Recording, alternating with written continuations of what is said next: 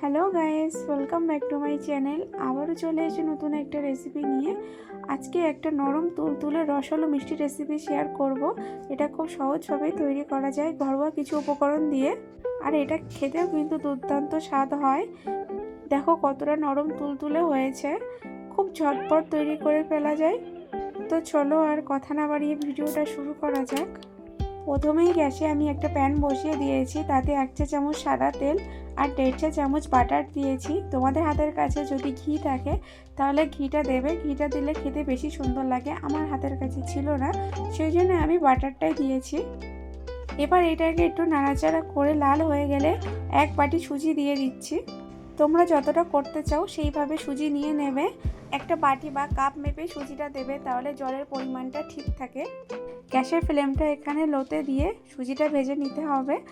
গ্যাসের ফ্লেমটা লোতে না রাখলে সুজিটা কিন্তু পুড়ে যাবে, খেতেও কিন্তু তিতো লাগবে।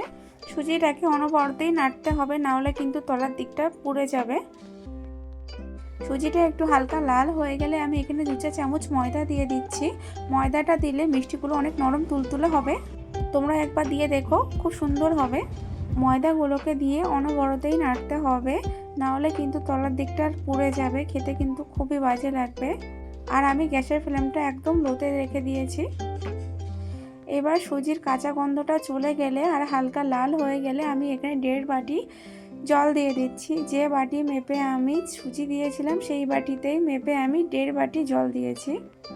জলটা দিয়ে এটাকে অনবরতেই নাড়তে হবে। এটা একটা আটার দইয়ের মতো তৈরি হবে। জলটা যতক্ষণ না শুকিয়ে যাচ্ছে এটাকে চেপে চেপে এইভাবেই নাড়তে হবে।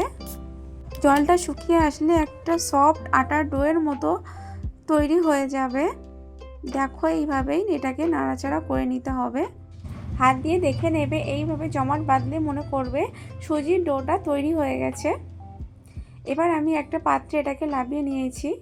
হালকা উষ্ণ গরম থাকা অবস্থায় আমি এটাকে একটু মাখিয়ে নেব। খুব ঠান্ডা হয়ে গেলে কিন্তু শক্ত হয়ে যাবে, তখন কিন্তু মাখাতে পারবে না, আর মিষ্টিগুলো কিন্তু কোনো শেপ দিতে পারবে না। সেই জন্য উষ্ণ গরম থাকা অবস্থায় এটাকে এইভাবে চেপে চেপে মাখিয়ে নিতে হবে।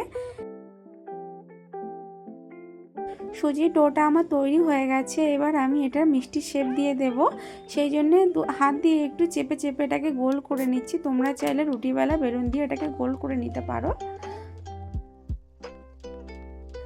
তোমরা এখানে যে কোনো শেপই দিতে পারো, তোমাদের যেটা ভালো লাগবে তোমরা দিয়ে দেবে। আমি এখানে নিমকি শেপটা দিয়ে নিচ্ছি।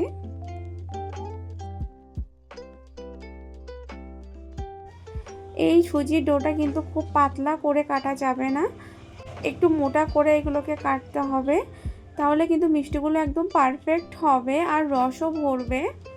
এই রকম মোটা তোমরা রেখে দেবে, তাহলে কিন্তু মিষ্টিগুলো খুব সুন্দর হবে। গ্যাসে একটা প্যান বসিয়ে দিয়েছি সেরা তৈরি করে নেওয়ার জন্যে। আমি এখানে 3 বাটি মতো জল দিয়েছি। জলটা একটু বেশি দেবে, শিরাটা কিন্তু মিষ্টিটা অনেকটা টেনে নেবে। আর এখানে আমি 1 বাটি চিনি দিয়ে দিচ্ছি আর 2টো এলাচকে ফাটিয়ে দিয়ে দিয়েছি, তাহলে স্মেলটা খুব সুন্দর আসে। এবার আমি চিনিটাকে ভালো করে গলিয়ে নেব।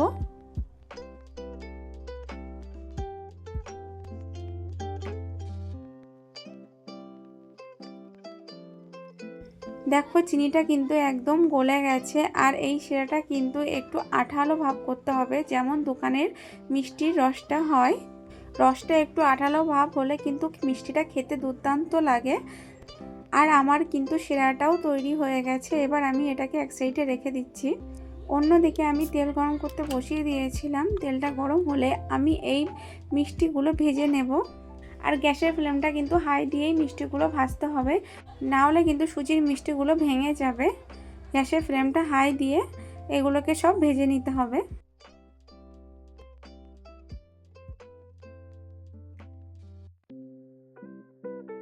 এগুলো লাল লাল হয়ে গেছে। খুব বেশি লাল করা যাবে না, তাহলে কিন্তু খাওয়ার সময় তিতো লাগবে। হালকা একটু লাল হয়ে গেলে এগুলোকে নামিয়ে নিতে হবে। আর নামিয়ে ডাইরেক্ট আমি কিন্তু শিরায় দিয়ে দিচ্ছি। শিরাটা কিন্তু একদম ঠান্ডা রাখা যাবে না, একটু উষ্ণ গরম অবস্থায় মিষ্টিগুলো সব ওর মধ্যে দিয়ে দিতে হবে। আমি সবগুলো ভেজে ওর মধ্যে দিয়ে দিয়েছি। আর এটাকে ঢাকা দিয়ে 1 ঘন্টার জন্য রেস্টে রেখে দেব। এই দেখো রসটা কতটা মিষ্টিগুলো টেনে নিয়েছি আর কতটা নরম তুলতুলে হয়েছে। খেতেও কিন্তু দুর্দান্ত স্বাদ হয়, নরম তুলতুলে, গালে দিলেই একদম মিলিয়ে যাবে। তোমরাও একবার বাড়িতে ট্রাই করে দেখতে পারো, খুবই সুন্দর হয় খেতে। আর বাড়িতে যদি মেহমান আসে তাদেরকেও তোমরা ঝটপট তৈরি করে দিতে পারো। খুবই সহজ পদ্ধতিতে তোমাদের করে দেখালাম। ঘরে থাকা কিছু উপকরণ দিয়ে ঝটপট তৈরি হয়ে যায়। আর আমার ভিডিওটা যদি তোমাদের ভালো লেগে থাকে তো please like, comment, share, subscribe করে যাবে। টাটা।